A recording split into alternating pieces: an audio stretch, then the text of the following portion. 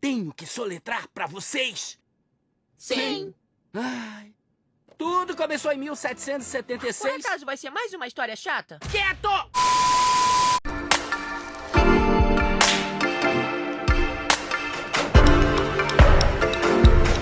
Oi gente, tudo bem com vocês? Então o vídeo de hoje vai ser um vídeo falando sobre a formação e a independência dos Estados Unidos.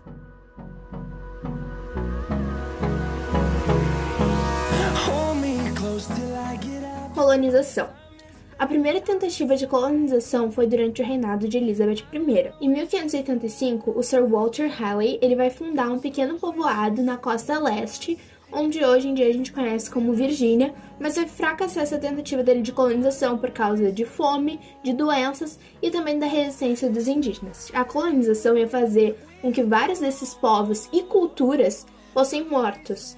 E também uma outra coisa que tentaram fazer com esses povos indígenas foi a miscigenação, que seria a mistura de povos. Tá, mas depois, no século XVII, nós teremos a segunda tentativa, que duas grandes companhias de comércio elas vão ficar encarregadas dessa colonização.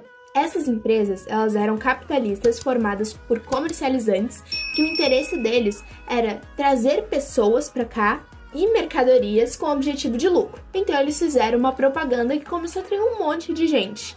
Terras férteis, nova vida. Isso começou a atrair pessoas principalmente religiosas que estavam tentando fugir da perseguição política na Inglaterra, então eles fugiam e vinham para cá, ou europeus que estavam em busca de uma vida nova. E o que acontecia? Com isso foram criados os servos temporários.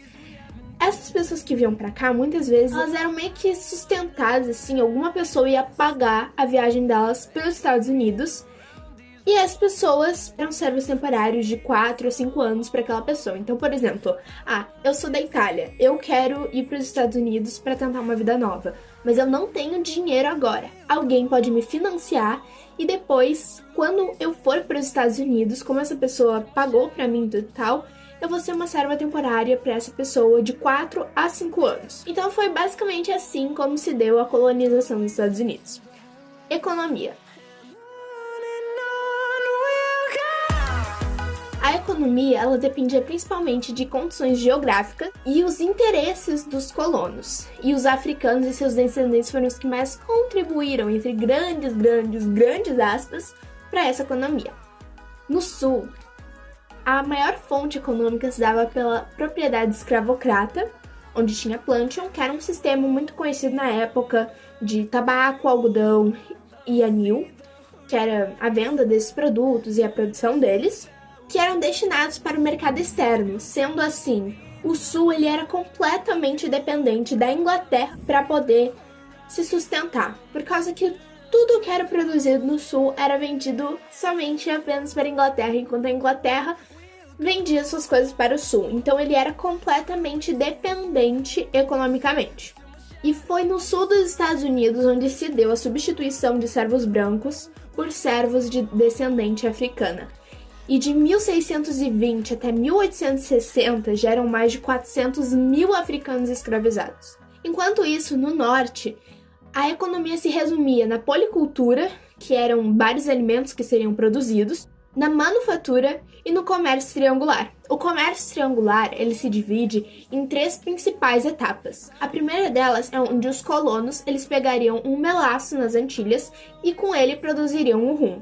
A segunda etapa, eles trocariam esse rum, armas e tecidos por africanos escravizados da costa ocidental. Então esses escravos seriam trocados por mais melaço e que então os colonos produziriam mais rum e assim que era a troca. Então o norte ele era independente economicamente por causa que ele não dependia da Inglaterra, por exemplo, para se sustentar. Ele mesmo produzia ali as coisinhas dele e fazia o comércio dele.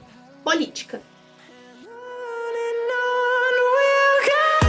As leis, elas eram decididas pela Assembleia, que fazia uma votação para ver se a lei seria aprovada ou não, e também administrava os impostos da população. Enquanto isso, no século XVIII, a Inglaterra vai oprimir suas colônias por causa da concorrência e também da guerra que deixou a Inglaterra financeiramente abalada, cobrando mais e mais impostos, que vai afetar muito os colonos norte-americanos. E para conseguir todo aquele dinheiro que a Inglaterra estava precisando, eles vão criar um monte de lei como por exemplo a Lei do Açúcar em 1764, que vai obrigar todo mundo a comprar melaço apenas nas Antilhas inglesas, e esses produtos que eles obrigaram os estadunidenses a comprar apenas os ingleses vão ter impostos altíssimos.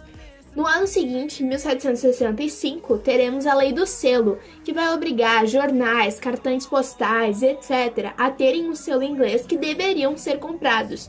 Só que isso, as leis já afetavam enormemente os colonos norte-americanos. E mais isso está afetando ainda mais. Então os colonos eles vão fazer uma campanha e vão queimar todos os selos. E vão fazer a campanha sem consulta, sem taxa. E por causa dessa revolta, a Inglaterra vai suspender essa lei, mas no ano seguinte vai criar novos impostos. E então, em 1773, nós teremos a Lei do Chá.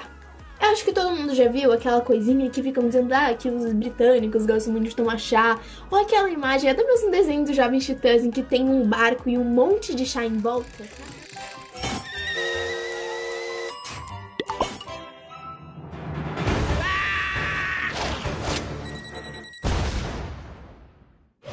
O que em nome da Bela América estão fazendo?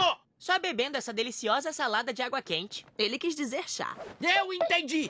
O que eu não sei é quem foi que trouxe isso para a torre. Eu não sei. Não fui eu, não. Quem? Responde pra mim. Calma, cara, qual é a parada? Vocês iam beber chá. Chá! A bebida nacional da Grã-Bretanha.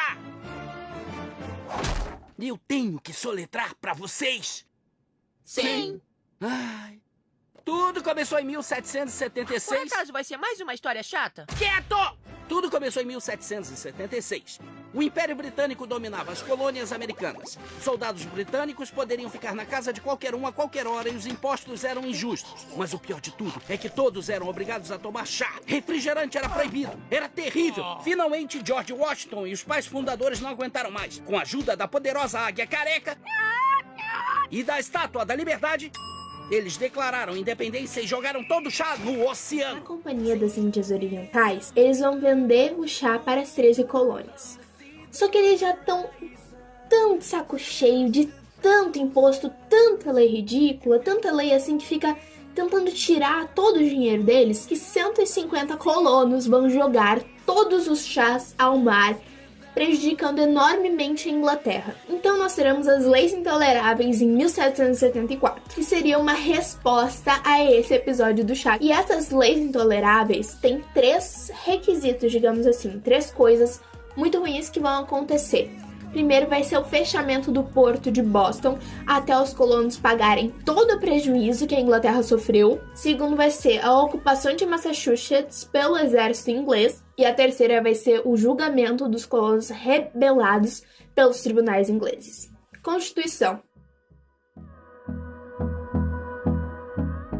Ela é a mesma desde 1787 e essa Constituição ela vai priorizar estados com leis próprias, autonomia e os 3 poderes. Os 3 poderes seriam pro rei ou pro cara que tá ali governando, ele não ficar com a cabecinha sobrecarregada de poder, mas os poderes são o executivo, o legislativo e o judiciário.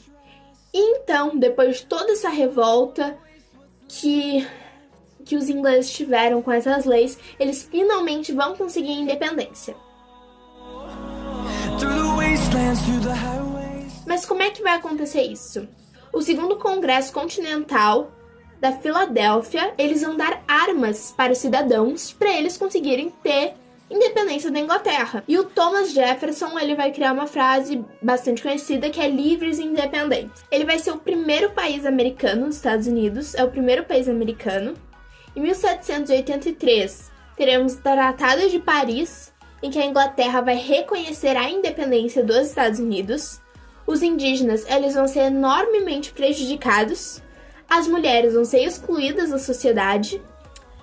Os africanos e os escravizados não vai ter mudança, eles vão continuar escravizados até a Guerra da Secessão, 1864. 63 a 65, na verdade. E os cidadãos serão apenas homens, brancos, adultos e com renda. É isso, espero que vocês tenham gostado. Mil beijos para todas as vezes, tchau, até o próximo. I don't wanna miss a beat. And on we'll go. through the highways till my shadow turns to sun rays. And on